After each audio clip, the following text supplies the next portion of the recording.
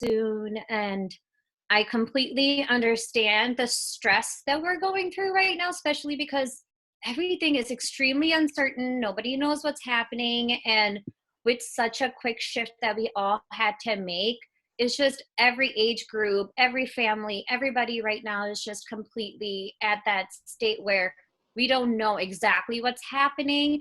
And that is just extremely stressful and anxiety provoking.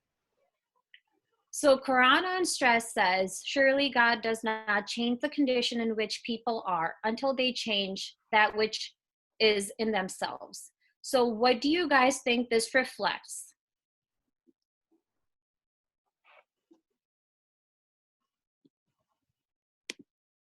I'm trying to find that quick.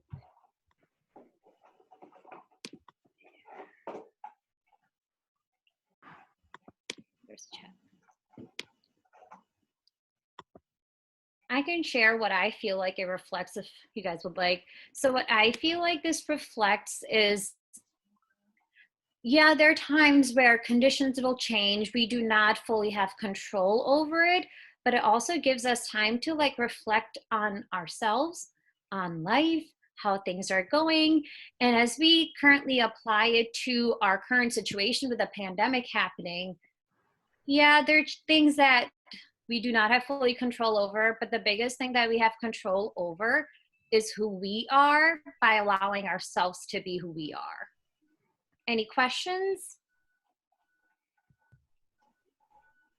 Samia, I'm not sure, but for whatever reason, the chat box, it's not allowing us to send to you. Really? Oh, let me see.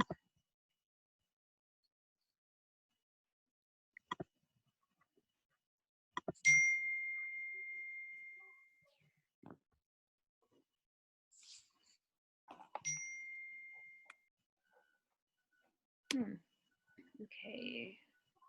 Okay, I think it's private, so it's coming to me. Oh, okay. Yeah, so whoever, I can transfer it to you, to Samia.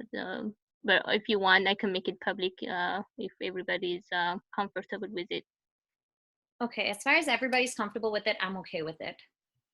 Okay, so do we vote? Or you can just, actually, if anybody wants to chat just for Samia, I can make it, you know.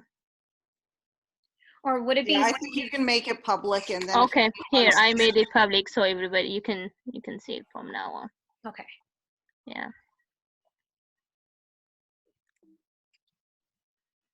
All right. There we go.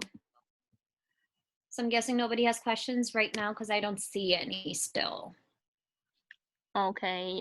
Totally agree. No questions so far. So. Okay. Yeah. All right. So I'll move forward then. Yeah. So what is stress? So there are different types of stress, and not a lot of us realize how many different types of stressors there really are. So the first stress that most of us feel is time stress, like worrying about time or lack thereof. I don't know about you guys, but I tend to worry a lot about time. I'm one of those people who like lets my anxiety like tend to like run wild with that, and I'll show up early for things. So there's like good ways to utilize that stress. For instance, like the example that I just shared, that kind of helps you like kind of keep yourself on toes and not be late with things. The second stress is anticipatory stress. And I feel like with the current environment that we have, that is the biggest stressor that we have because we don't know what the future holds. We have no idea what kind of news is going to come out tonight or even tomorrow, what's going to change, when it's going to change. Like this past week when we decided, or our president decided that our lockdown is going to go on till end of April, till like first week of April. That can be like an anticipatory stress with the moment. So the next is situational stress, an anxiety provoking situation that we do not have control over. And I feel like that also applies really, really well to what is happening right now, because with the situation changing, everybody is working from home, or they have family members who work in the healthcare system and are exposed to everything. That can be really stressful, or families that are struggling with, let's say, with the job, a lot of people have lost their jobs. That is a situational stress too, but everything has changed so quickly where people are not getting enough time to process what's even going on. So the next one is encounter stress, stress regarding and being around a specific person or group. For instance, if somebody has a toxic environment at home, but they're stuck at home. So they have the situation that they're dealing with. They're dealing with the anticipation of what is going to happen next. How am I going to do this? How am I going to do that? How am I going to support my family or even take care of myself? And when you're encountering that toxic environment on top of that, that can be an extreme amount of stress where you're not coping. You don't even have the time to cope in the moment because of everything. So coping with stress can be really, really stressful with everything that's going on. So for instance, the idea of going for a walk, that is really, really helpful to deal with stress. But if you have that toxic situation where you're even afraid to be outside, it's going to be really hard to apply. So a lot of times people like to do mindfulness activities. So the biggest one that I like to use for myself, and I always tell all of my clients, even my friends and family, is doing deep breathing. So when you do deep breathing, you take a deep breath in and a deep breath out. And every time when you apply that, think of your happy place. So I'll walk you guys through what my mindfulness looks like. So my happy place, I would say, is either on top of a mountain or on a beach. So I'll picture being at the peak of a mountain. I'll close my eyes and take a deep breath in, hold it, and then take a deep breath out. And every time when I'm feeling that stress, that anxiety just going up because of things that I can't control, things that are happening, and my anxiety is just riding really, really high, I take, some time out to do them at least 5 to 10 times, change a little bit of scenery. Like, for instance, this week, I decided to move my office from the living room into the bedroom to have, a different environment around me. So I'm still having that same type of things that I'm doing from home that I would be doing from an office, from school, from anywhere that I have to do, but just with a different scenery and just keep doing that mindfulness as well. The next big thing that really tends to help a lot with stress is organize yourself. So I know that with all of the uncertainty that's going on right now, it's really hard to even organize yourself as we are being told that, hey, follow the same routine, follow the same things that you've been doing. And the best way you can do it is like doing a timetable. I remember when I was younger, my parents always made me like do like a whole, this is the fun thing that you're going to do today, like over the summer, and then this is the time that you're going to study. So kind of like that, you can always make a list of like, 8 to 9 I will be doing work.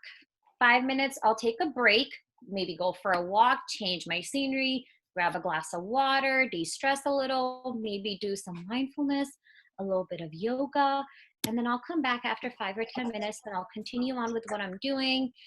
And that would be really handy if you're doing a lot of like home, like schoolwork or like homework or like actual professional job from home.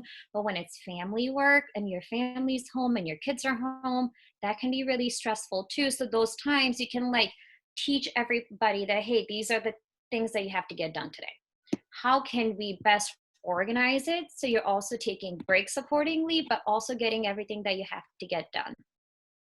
And when you're trying to plan on that, the biggest thing that you have to remember is everybody's coping is really, really different. The way I cope is going to be very different than the way somebody else copes. Like one of my favorite example to use for coping is my teddy bear. I have this little teddy bear. So like the nights that I can't sleep, I'm having a really hard time because I've been really, really stressed and everything is just kind of like out of whack. I shamelessly tell everybody that I have this cuddle buddy that I have named Cuddle Buddy. So I have that coping. I can feel that I'm holding something and relax as I fall asleep. And if I wake up in the middle of the night and it's gone, I grab him back up and I use that. And that is different for me. And it would be very different for somebody else. Like for a lot of people, a really good workout skill or like a coping skill is like working out. And this environment that we're in, working out can be difficult too. So it's basically the idea of trying to figure out what works the best for you. And as we're talking about stress and talking about toxic environments that some of us might be present in, we have to think about who is our safe person. Who is the type of person that I can go talk to? Who's going to give me the support and the advice that I need right now? Like, I'll share this example with my sisters. One sister I know is really, really specific about, like, oh, you have to do everything a certain way. But the other one will let me just vent it out. If I have to be angry, she'll let me be angry. But the other one will be more like, okay, let's be more logical about it. So trying to know that safety person, or when it comes to your physical safety, you have to think about, like, what can I do? What is my safety plan that I can have to deal with this stressful situation in the moment? All right, guys, I'm ready for questions for this slide.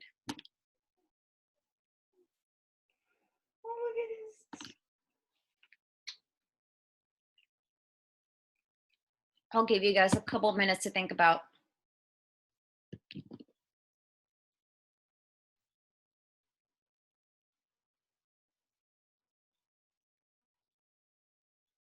All right, I'm guessing no questions. All right, I'll go move forward. If anybody sees any questions, just let me know, okay? All right, so the next thing is possible stressors, especially in our current environment. The fear of unknown is so, so high. And we can even see it in the little kids too, like animals. Everybody feels the stress that we're going through because we don't know what's going to happen next. We don't know how it's going to happen or how much control we even have in the situation.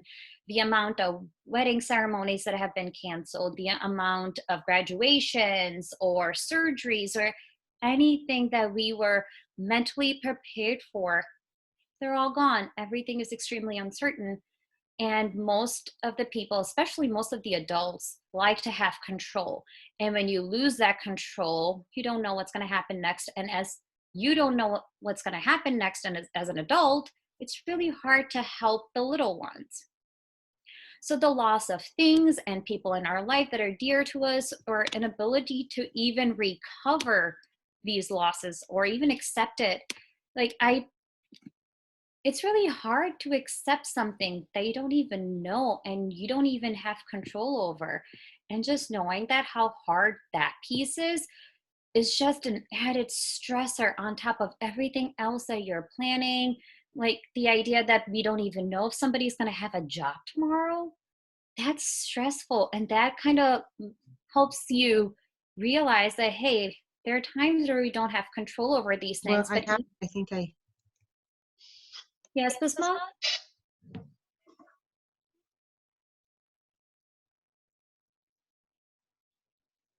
Did you have a question?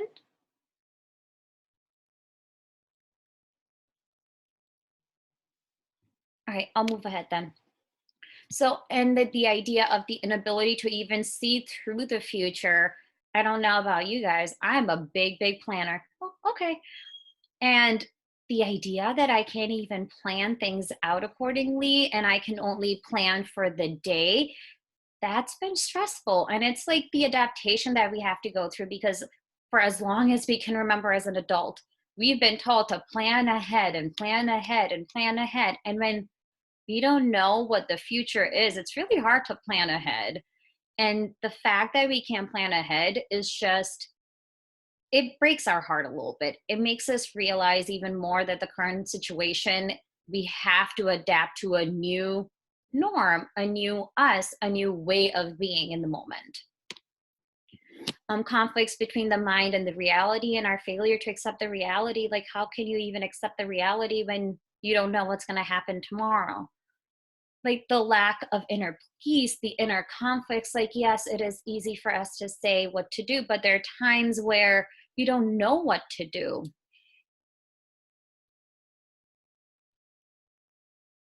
What do you want to say to folks who have lost jobs and are insecure regarding rent? So the biggest thing that we have to remind ourselves is, with the uncertainty that's going on, the stress level with losing jobs is escalating, and I 100% understand the process of grief that's going to be triggered because of the current stressor. And maybe some people are grieving right now because the uncertainty, that grief piece, I know a lot of times we don't realize how much we are grieving in the moment because we don't even know at times what that grief looks like. And the idea that we don't know if our jobs are going to be secure, if we're going to be able to make the rent or even be able to provide food for our children, that is extremely stressful. And the best thing that you can do for yourself is remind yourself, like, you know what? Sadly, we're all in the same boat. We're all struggling with this together. And I am so grateful to God that there's good things that are happening in our community. There are so many different programs that are willing to help, so many different people who are willing to help. And we have to sometimes turn to those resources and access those resources to be able to be like, you know what? It sucks. And it's okay that it sucks because we're all in this together. And the best we can do is just reach out for some help. Then we have to reach out for some help. Any other questions?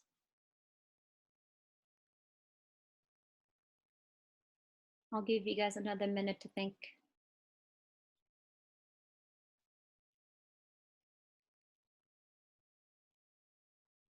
All right, I'll move ahead.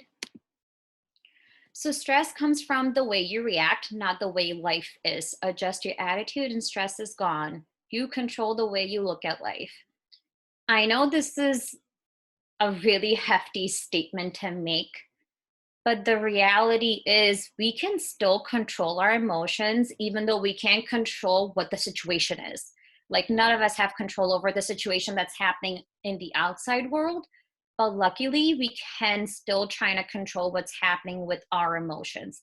So the idea is just being able to accept that this is not the right situation that we're in. This is not the best situation that we're in.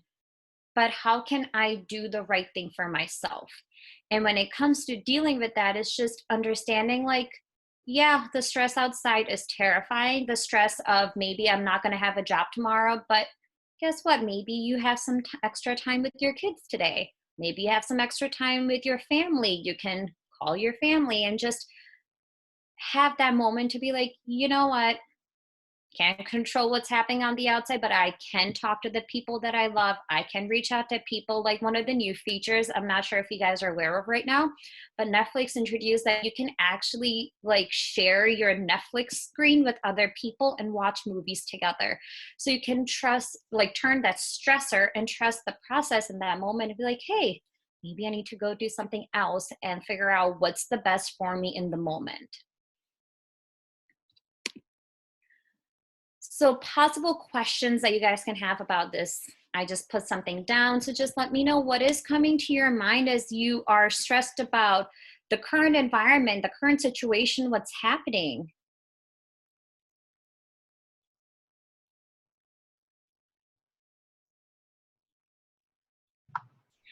Okay, that is a really good question. How would you deal with someone else in the house that's not handling their stress well? The biggest thing I would ask first is an adult or is it a young person? Because with an adult, we have to remember we can't make somebody heal. We can't make somebody deal with their stress. Yes, we can help them recognize that they are dealing with a stressor because a lot of times as an adult, we only think stressors has to do with like a job or a rent, but not necessarily with what's going on, the lack of control, the loss of control. Especially as an adult, you have to have that control. Like I have to provide for my family, I have to provide for my kids, I have to do all these things. For instance, it's okay to grieve. As you can see on this screen, it's talking about like, let's say your canceled trip. If you were looking forward to that amazing trip to go and be with your family, the first thing that comes out for a lot of people when they are stressed out, at least this is what I have noticed a lot in people, is either anger or just that the passive aggressive way of responding to the people around them because of the lack of the control. That is the only thing they can control, is how they say something or how they come out with what they're saying. So as you are thinking about that piece, you can just help somebody see like, hey, I'm feeling really stressed. Are you feeling really stressed? And just validating that emotion that you're feeling, that might help them see like, oh, I might be feeling that way too. And just try to make that connection like, ooh, I am probably stressed because I don't have control over what's happening. I hope that answers your question. Samia, is it okay if I jump in with one additional thought? Yes, Okay. please. And by the way, for those of you who've joined, I'm Samia's clinical supervisor, and it's just my privilege to be on the call. But just one other thing in response to that, that I've definitely been seeing with clients is how important it is that if stress is being exhibited in a way that would be volatile, unsafe, or just really disruptive to family life, being able to have a conversation about putting some boundaries around that and or get support to help that. And I know Samia is going to be talking about family systems later in the week and next week, but being able to have conversations early if you're able and set some boundaries and expectations around how that stress is expressed can be really important to stay current with that. And Samia, I'm sure you've seen that too with clients you've worked with.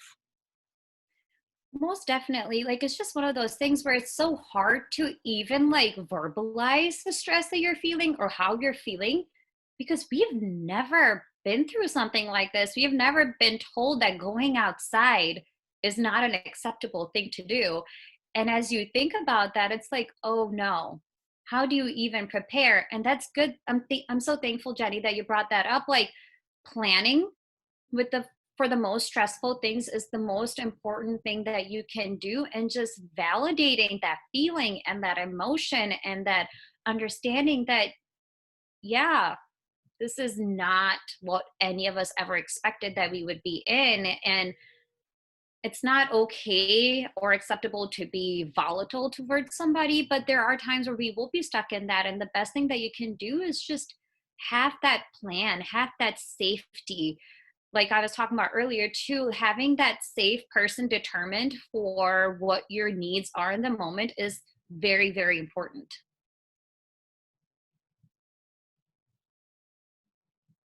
All right. So excellent point, Jenny. We can control other people's behavior, especially volatile behavior. However, how does a mom explain to a child that his father, for instance, is not dealing with stress properly? Well, it depends. I would highly say it depends on the child's age. Can you give me like an idea of what age group we're talking about?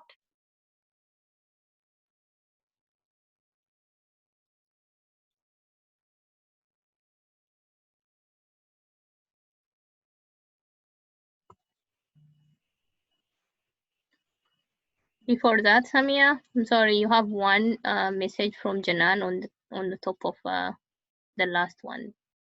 You do? Where?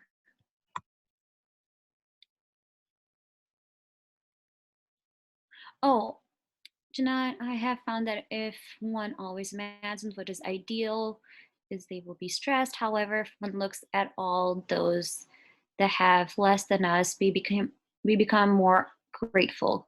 Count all the positive. That is a really, really good point. That it's human nature.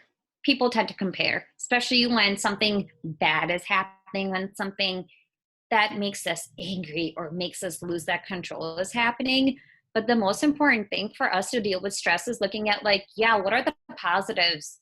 The positives are the ones that matter the most. So if we were to use that as an example with the last question that was asked about a child, so elementary school, but also high school. Okay, so if we are to think about an elementary school, let's just, for the sake of the discussion, let's say it's a emotionally well-adjusted child for the age, understanding everything really well. We can't, make the other person sound like they're a bad person or an evil person. And the best way to go about that is just helping the child understand the situation first. Explain to them what is happening in the situation, what is happening outside, what can go outside, what are some of the stressors. Like the child obviously at that elementary age doesn't need to know all of the nitty-gritty details, but then you can go on to talk about what is an unhealthy way of coping with the stress and putting out the stress and showing the stress, so the child can understand that, you know, screaming or maybe throwing things around or doing things that are very physically and verbally volatile are not the best way of coping. So by helping the child see and understand, like, hey, this is the current situation that's happening and this is an unhealthy way of coping, and then you can transition into teaching the child, like, the best way of coping is first thing first, accept the situation, understand the reality. Like, yeah, it takes time. It's a process to accept the reality, but it's really important for you to move forward from that. So when the child sees that, hey, mom is understanding of what is happening, mom is showing me this is how she's feeling, and then helping me see how I am feeling and how other people, let's say the volatile person, the dad, is feeling, how can we help ourselves in the moment? For instance, like the activity of, yeah, dad is stressed, dad is screaming, but I feel this is the best way of dealing with it is like, let's go do some yoga together. Let's go take a walk. Let's go to a park. Let's get you some hot chocolate or hot cocoa. This is the way that we can process this together. This is the healthier way. But if we are talking about a high schooler, with a high schooler, they're more emotionally developed to understand the situation at a higher level. So with the high schooler, the first thing you can always say is like, you know, obviously validate their emotion, validate the situation that's happening, and then helping them understand that this is not an acceptable behavior. Just because one person's being volatile right now, we don't have to be, but the best thing that we can do in the moment if things are getting really, really aggressive, even with the elementary school child, figure out what the safety plan is. What can you do to take yourself out of that unsafe situation and go to a safety situation for like the extreme things that can happen?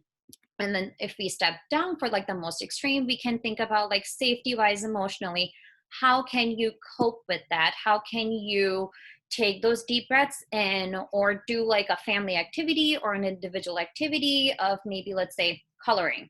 Elementary school child will be more open to doing a coloring activity to cope with the unhealthy situation. And with the high schooler, depending on what their interests are, let's say if Ellie likes to go for a run, you can teach Ellie like, hey, if you're angry, you can go for a run and come back and then take a hot shower and relax. And that is the way you can deal with the stress. So depending on the age group, helping the child understand what is happening and helping them cope with what is happening looks a little bit different for everybody. Sorry, I went back. Any other questions, guys, about that one? I'm all ears. We have a lot of time for a lot more questions.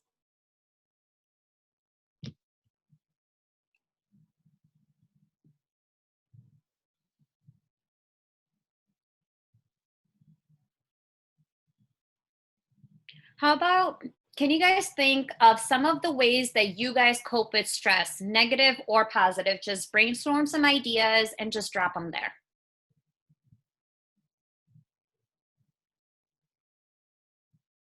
And then I'll share some with you guys.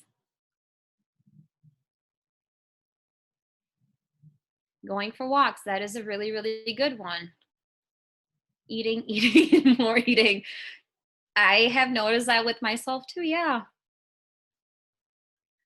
Speaking of, guys, going for a walk, I'm not sure if you guys are aware, all state parks are right now open, but if you guys do go out, I would highly, highly recommend that, yes, be very careful about your environment, maintain the social distance, but going for walks, it has scientifically been proven one of the best ways to cope with an unhealthy situation, coping with stress, coping with anxiety. The change of scenery, what happens is you're activating your emotional self with your physical self. And just when you put those two together, it helps you connect with how you're feeling the stress. Like if I were to use myself as an example again, when I'm stressed, my chest feels like really, really hot, and at times will like break out in hives. So that is like a physical reaction that my body has to stress. So when I need to deal with that, I can take like a couple of deep breaths and then go for a nice long walk. So I'm activating my emotional self by dealing with it, by talking myself through it, and adding the physical self to that. Eating and more eating. Eating can be very helpful, but we also have to figure out like where that unhealthy meets the healthy, and vice versa. Like how much can you do and how much can you eat of something? For instance, a lot of people are lactose intolerant, and if you love ice cream, you can only eat so much till your body says like, okay, this is not good, you need to like slow down. So like knowing those things of like how much can your body handle and how much can you push yourself to be at that point. For instance, one of the best ways people deal with stress, like I was talking about earlier, is working out. How much do you work out? Like you can't just go for 10-mile runs multiple times a day, because that will hurt your knees, that will hurt your spine, and that will also take an emotional toll on you, because you're physically going to be so exhausted when there's nothing left to do emotionally with other people or even for yourself. So just knowing that healthy limit is extremely important. Get some me time. Ooh, me time is extremely, extremely important. I know we're all stuck indoors right now. There's not a lot of space or places that we can be while following this safe at home order. So having that me time, like when I talk about like, having that like schedule build up for yourself, you can always let all of your family members know like, hey, from noon to 1, it's me, myself, and I can do whatever I want. Here are some of the examples that you guys can have. So one of the things that I have done for my family is put together these note cards. So anytime where I need to take a break or they need to take a break is like, write something down that you might need. Good quality. What do I need for good quality right now for my self-care? Or one of the self-care things that I put in there is like, what do you love about yourself? So like when you take time out, you can be like, hey, what if I sit down because I'm feeling really down about myself? I am questioning what's happening, or like I'm losing a little bit of trust in myself. And you can sit down and make a list while you're doing me time. Like, what do I love? What am I going to get? Take a bath, maybe paint your nails, whatever works for you for that me time. Don't be afraid or shameful about taking that, because everybody in the family needs to be able to take that time, including like a 4-year-old. 4-year-olds need their me time too, anywhere to, let's say, like an 80-year-old. Everybody should have that scheduled me time, especially this time around. Next. Yes, very, very important to name the emotion rather than avoiding the emotion, because when you name the emotion, even when you don't fully feel that emotion in yourself, the second you name it, you put it out there.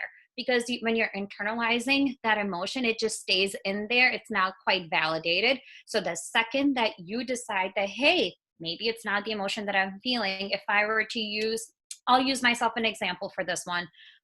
With everything that's happening right now and with all the uncertainty, one of the trips that I've been really looking forward to is basically off the table. So my first reaction, or my first emotional reaction, I should say, was like that anger / disappointment, like, oh, I should have seen this coming.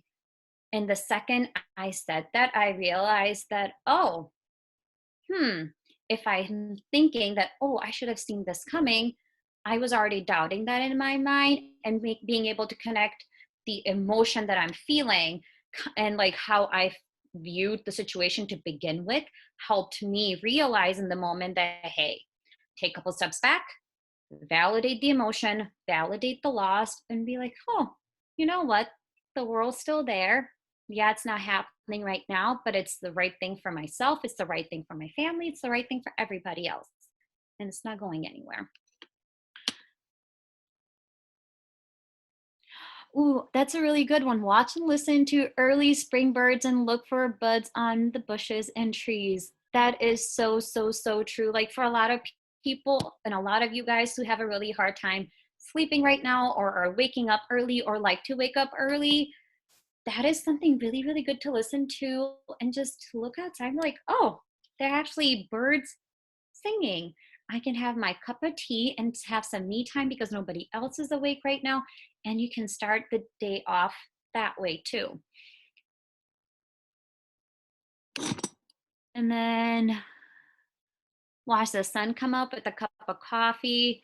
Oh, that's your favorite. That is one of the most amazing ones because it's very surreal to be able to do that. Like one of the things that I've been doing lately, I'm pretty sure you guys have already seen how all these things in the nature in the wild are coming out, like all the fish returned in Italy in the canals.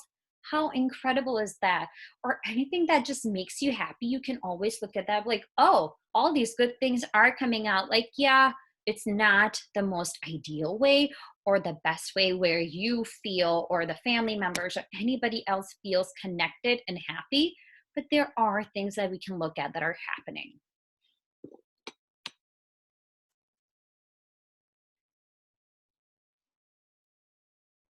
Frappuccino. Some friends are obsessed with the news and counting the death rates and confirmed cases for COVID-19. How do we help them stop? Honestly, that is the biggest thing that's happening right now with constant changes, constant things coming out in the news. The first thing I would do in that situation is figuring out, like, is this causing you to be stressed out or is it actually causing them to be stressed out? Trying to figure out the medium between, like, is it a stressful thing for them to look at confirmed cases of COVID or is there a way of coping? For instance, if somebody has complete lost control and they are the type of person who's type A, I need to be in control, I need to know everything, and then all of a sudden that they have lost control and the only control that they have is knowing what's happening through the news, that might be like a coping skill for them. But then it's also really good for them to know that, hey, am I overdoing it? Is it turning into an obsession or is it turning into something that I have to do all the time to be in control? Or am I putting a limit on it? Like, okay, today I'm only going to do it max 5 times. That's the most I'm going to do. So like setting that limit for them. And if it is causing you stress or you anxiety, it would be really important to tell that person like, hey, I love you. I appreciate you. I completely understand that this might be helpful for you right now, but it's not what I need.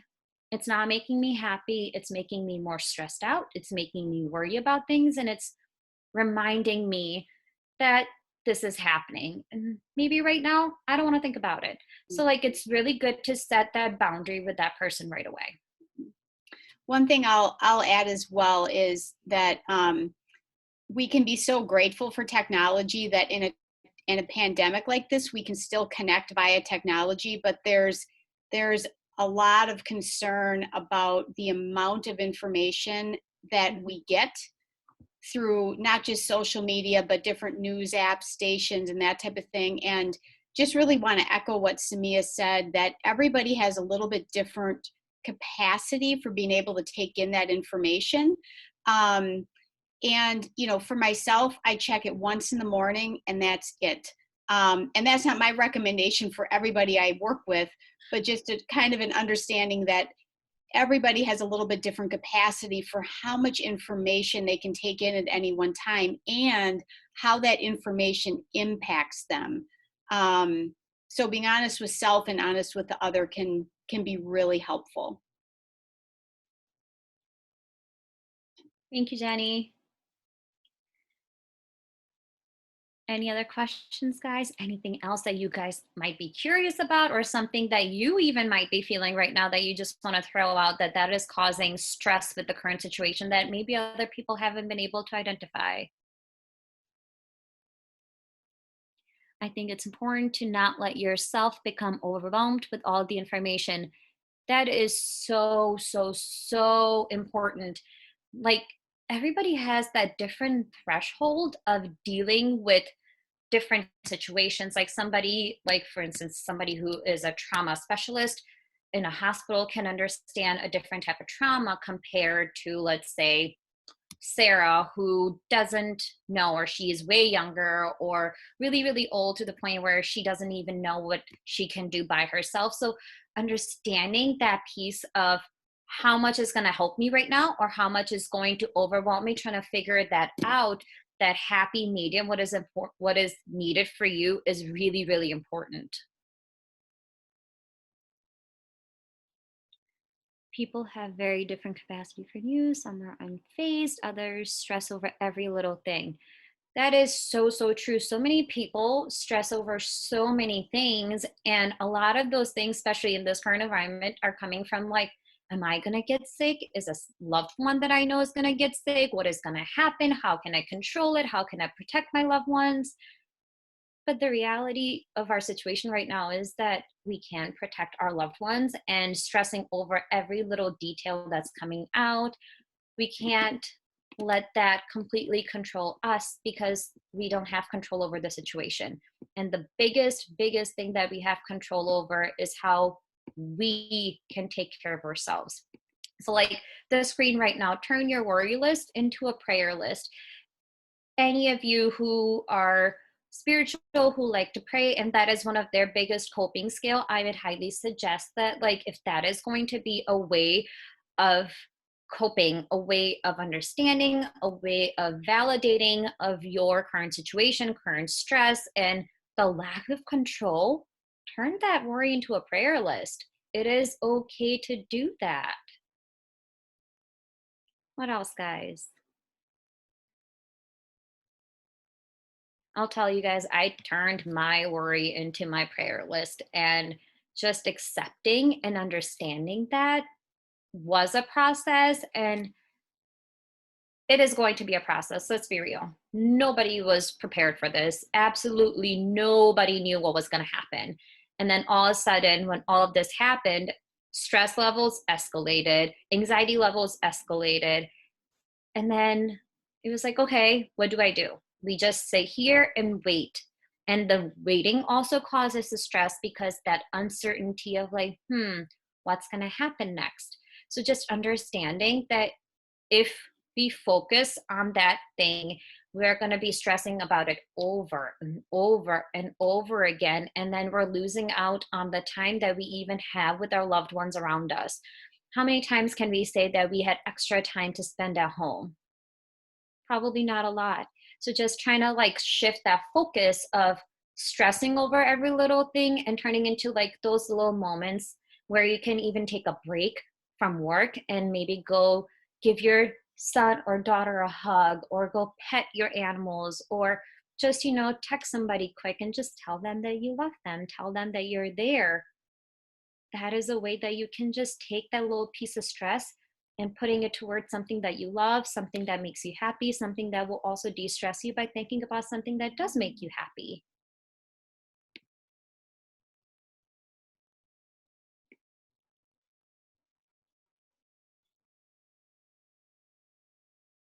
I just want to make sure I'm not missing any questions. All right, I was reminded several times this week that we pray to and are cared for a God who is a provider by nature and loves that which he created. That is my grounding thought several times a day, which is my naturally anxious brain needs. That is beautiful. That is so, so beautiful to be able to remind yourself several times a day that God loves us. That is the bottom line. He loves us. And even though it is scary, we might be angry at nature, we might be angry at the world. It is okay to just be like, you know what, God, who is a provider by nature and loves that which he created. That's really, really, really important to remember.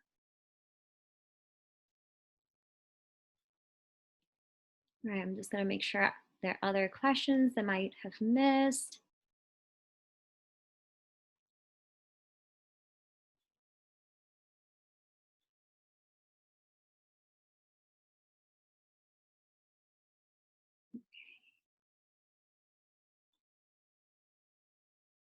That's so true. So Janan said, I would like to add that God is always in control, so we need to find solace in that. And that is so true. Even when we're not working, God's always working. God is always there. He's watching over us. And in times where you're feeling lonely, or in times where you're like, oh no, I can't believe that this is happening. Like, I can't believe that I'm being isolated in my own home. It's good to remember that God is always in control and God is always there. Am I missing any questions, guys?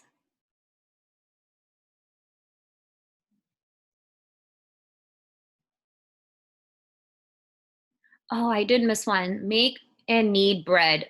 That is so, so, so good.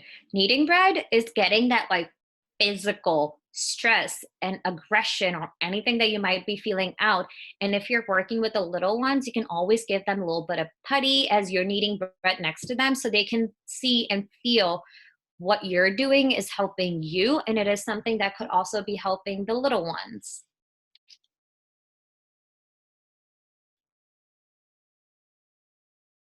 What are some of your guys' examples currently of me time that helps you just kind of de-stress and take some time away?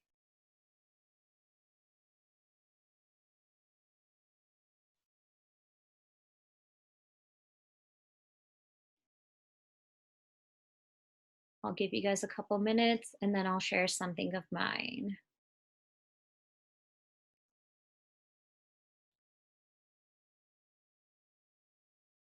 Okay. So, all right, hold on. Love to read. Reading is so, so important. Reading is a way of getting your intellectual and your creative mind together, and just having that visualness with the words that you're reading can be really, really good way of having that me time. And it's really also important. Me time, I cannot tell you this enough. Schedule some me time because even your little ones are learning by watching you do that. And the more they see you practice that, oh, mom took some self care time and mom decided that she's going to go for a walk or she's going to go read and then she'll come back. That's when they also start to see, like, yeah, there might be some unhealthy behaviors happening, but what did mom do? Mom did something good, or dad did something good, or my older sister decided that she's going to go do this. I should be able to do that too. So that's also helping you set that example for the little ones who might be struggling with, as well as doing what is the right thing for you in the moment.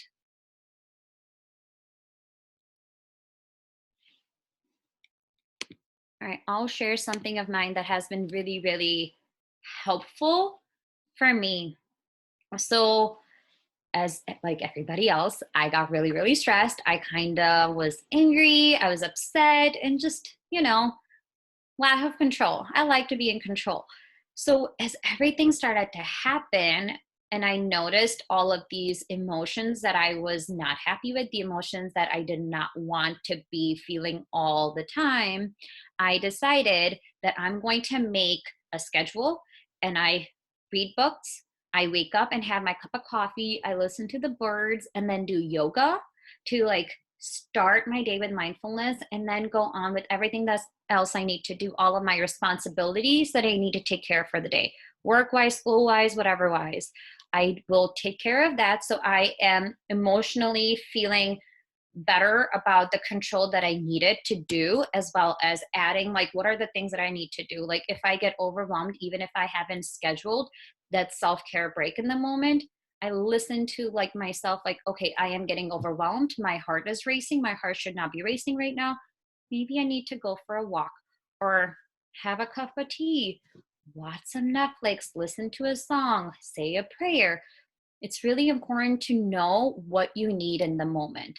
So just yourself, this will pass. This current situation is now permanent. God is always in control and everything will go back to normal. It might take longer than we want. It might not happen right away. We never know. But we just have to remind ourselves this is the new normal. And the best thing in the moment we can do is take care of ourselves.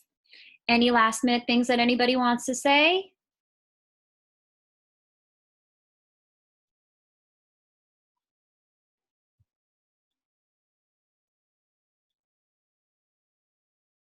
All right, in that case, I'll go to the next slide. So this slide has all of the resources right now. It's really, really important, especially for the ones who are at home and not the safest environments, not the safest situations right now, things that obviously they cannot control over.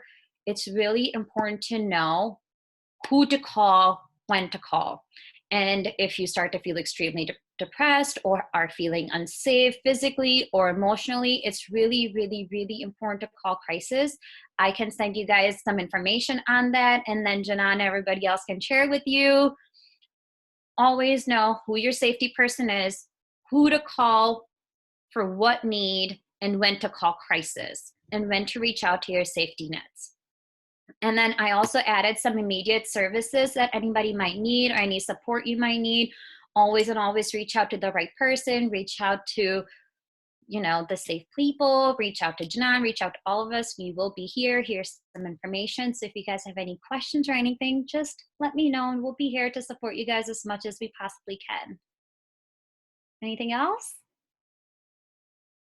Yes, I would love to end it with a breathing exercise. All right, I'm going to guide you guys through it and not follow it myself because then I lose track, okay? All right, if you guys are sitting in a chair, make sure your feet is grounded well on the floor. And if you're just sitting on a couch with your legs crossed, it's okay as far as your feet is nice and well grounded. Do that quick. All right, now that your feet is grounded, put your hands in your lap. And then take a deep breath in as you're picturing your happy, happy place. Can be anything. Anything that brings you joy, anything that helps you see that there is still good and there will be good. And then take a deep breath out. Continue imagining that safe place. If you have to keep your eyes open for that, that's okay. You can keep them closed. Take another deep breath in. Deep breath out. Another deep breath in.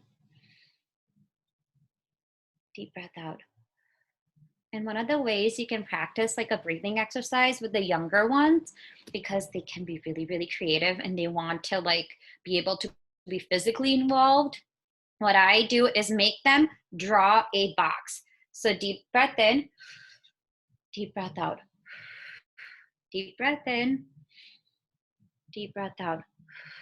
And you can make them do it like a couple of times to see how they do it and how much they want to be involved. One of the good ones that I heard last time when I did a presentation was that somebody has a grandson, I believe, and he pictures a flower in his hand when he takes a deep breath in. And then the deep breath out as he's breathing on the flower. And as he's breathing in all the goodness from the flower. And then he breathes out and exhales all of the negative energy that might be building up. And that can also be like a really creative way that you can do it with little ones. Anything else, guys? Any last minute questions? Any last minute thing that you want to drop in before we end the call today?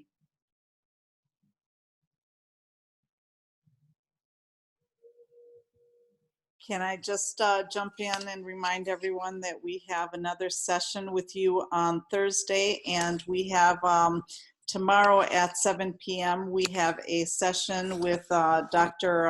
Omar Rida, who is a psychiatrist and a Harvard-trained trauma specialist. And so I hope everyone will join him at 7 p.m. tomorrow. That's we're encouraging the entire family to participate. And Samia will be back on Thursday at 1 o'clock. So please let your friends and family and everyone else know. So thank you. Thank you, guys. Thank you again for having us.